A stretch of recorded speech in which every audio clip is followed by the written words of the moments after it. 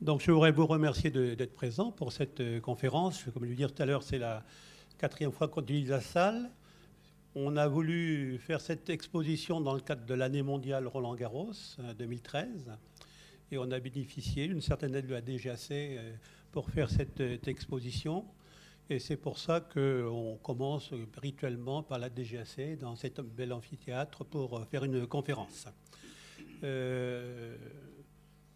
Philippe parlera tout à l'heure de l'année mondiale Roland-Garros 2013, donc je ne vais pas dupliquer ce qu'il va dire, mais cette exposition va tourner dans un certain nombre de centres de DGAC, de médiathèques, tout au long de l'année, qui sera animée d'un certain nombre de manifestations. Je parle pour mémoire de l'évaluation, parce qu'il y a aussi d'autres activités.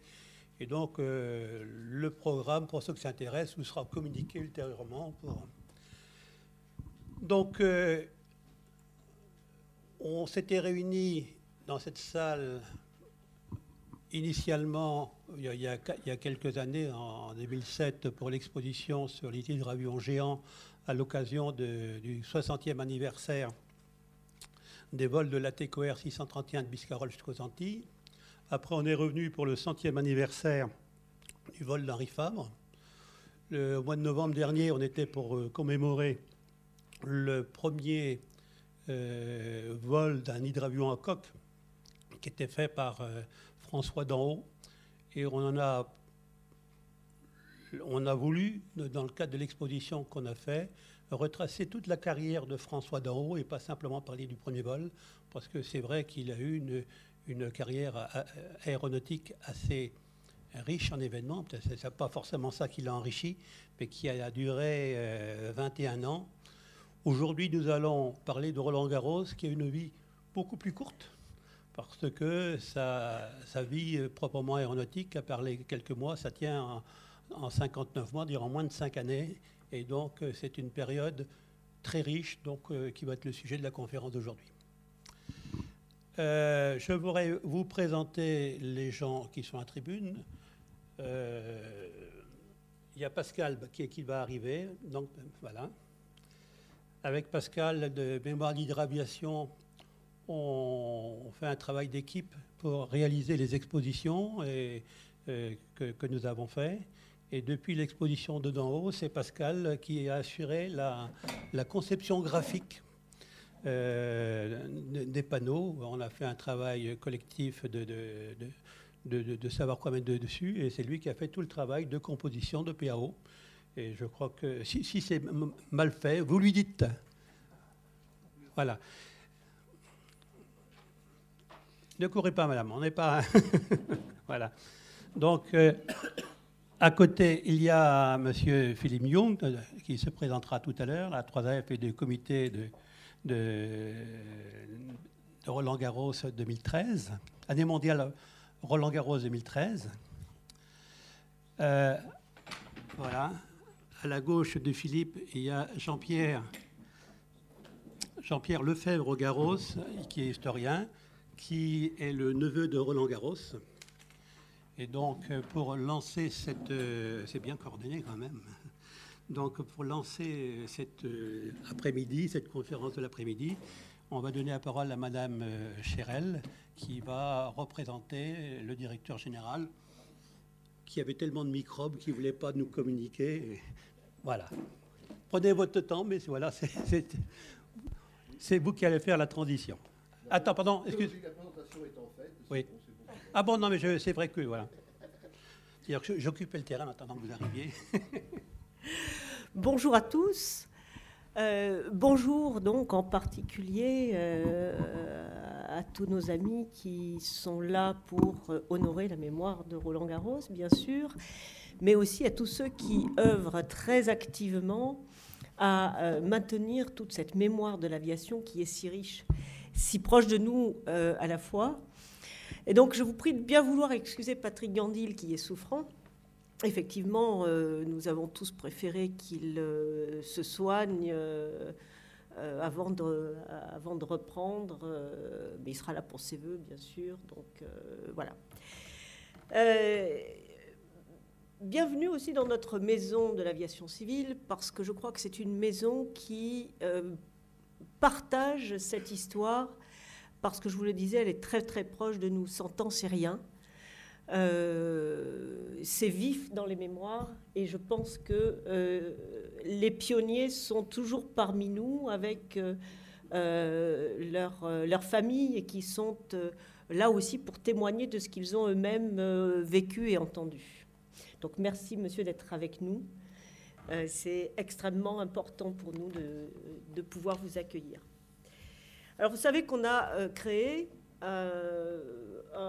une mission de la mémoire dont vous avez les responsables ici, avec Joël Vergne et Yves Meusberger, qui œuvrent avec vous à laisser des témoignages, que ce soit sous forme des expositions, que ce soit sous forme des ouvrages, et surtout pour animer que le réseau que vous constituez tous sous forme d'association. Donc, merci, Monsieur Conan, d'être à la tête de cette association qui nous a déjà tant donné et qui nous a donné aussi l'exposition et la conférence que nous ouvrons aujourd'hui. Donc, je peux pas tous vous citer. Je vois les gens de la mémoire de Bordeaux Contrôle, je vois des représentants du GIACRE. Joël, est-ce que j'en oublie parmi nous beaucoup de nombreuses autres associations. Biscarrosse, mais citez-vous, levez-vous. La 3F. Voilà, et... Donc, j'ai oublié personne.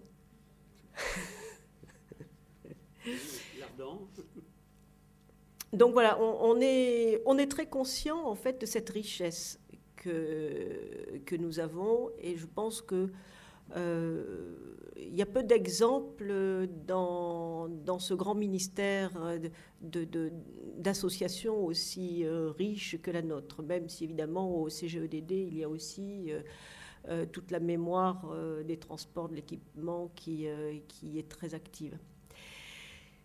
Je voudrais citer quelques exemples qui nous ont frappés. Bien entendu, on a eu les expositions qui se succèdent et qui vont continuer, bien sûr. Hein. Je citerai l'exposition sur François d'Anhaut qui a fait son chemin et qui continue à faire son chemin. J'espère que cette exposition aussi actuelle pourra circuler, mais n'hésitez pas, bien entendu, dans les propositions que vous nous faites. Parmi aussi les ouvrages qui comptent, on en a déjà eu 9 dans la collection de la mémoire de l'aviation. Et le dernier, qui concerne plus particulièrement notre administration, est celui de Pierre Leroy. Nous avons aussi, dans les événements à venir dans cette année Roland-Garros, d'autres anniversaires que nous allons fêter, qui sont d'abord les 60 ans de la gendarmerie du transport aérien, puisque les gendarmes ont toujours été présents sur les terrains d'aviation depuis le début, bien entendu, mais ont été constitués véritablement en gendarmerie du transport aérien il y a juste 60 ans. Et puis, il y a un ouvrage qui se prépare, qui est Mérignac au temps des hélices, sur la période 1910-1960, que la mémoire de Bordeaux Contrôle va nous offrir bientôt. Donc merci, Monsieur Jousse. Et puis, on a aussi les ouvrages du GIACRE sur l'industrialisation du contrôle de la navigation aérienne, qui est une période qui a énormément compté. Et puis, les ingénieurs des bases aériennes. Donc, je voulais rappeler cette riche activité actuelle dans une année, une actualité tout aussi vivace. Donc, merci à tous. Et puis, je vous souhaite de passer un excellent moment sur notre héros, qu'est Roland-Garros.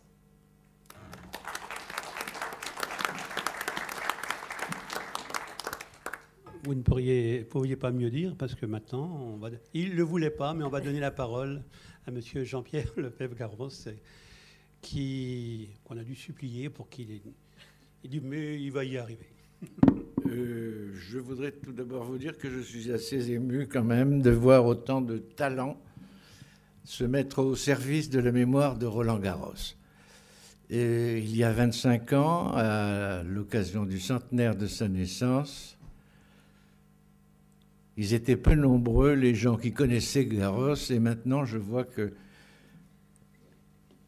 ce personnage a fini par acquérir une stature autre que celle de joueur de tennis, ce qui est quand même un retour de l'histoire que j'espérais et que je vois se réaliser. Ceci dit, je passe la parole à mon ami Philippe Young, qui est plus habile que moi devant un micro. Merci Jean-Pierre.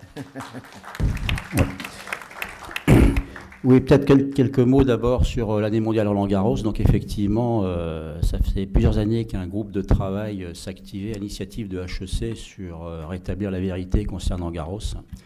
Effectivement, ici on a un public d'experts, vous savez tous à peu près qui est Garros, mais je pense quand même que vous allez tous apprendre.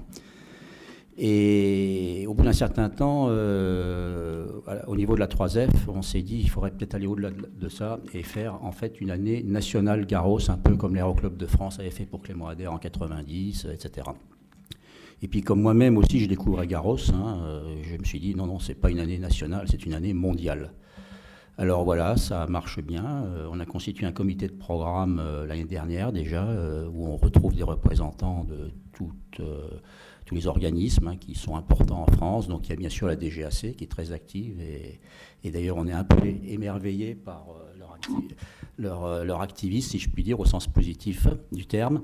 Il y a le musée de l'air, il y a HEC bien sûr, il y a l'association aéronautique et astronautique de France qui est un peu moins connue mais qui est en fait la société savante française en la matière avec sa commission histoire. On a également Supaéro, première école d'ingénieurs de l'histoire. On a également Centrale Histoire, etc.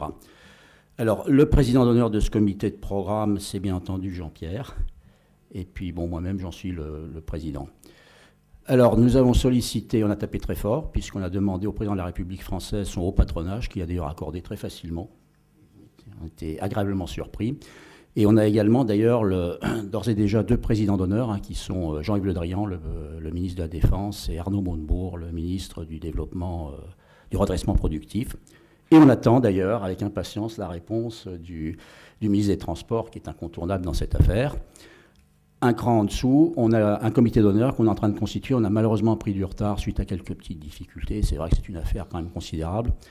Et donc, nous avons d'ores et déjà un certain nombre de personnalités qui ont accepté d'en faire partie. Le premier fut le général Paloméros, à l'époque où il était encore chef d'état-major de l'armée de l'air. Et là, on vient d'avoir Olivier Dassault, par exemple, et donc voilà, ça se constitue. Bon, voilà, c'est tout ce que je pense que je vais dire. Et on a donc un programme très chargé pour cette année. Pour vous donner une idée, ça fait 2 pages.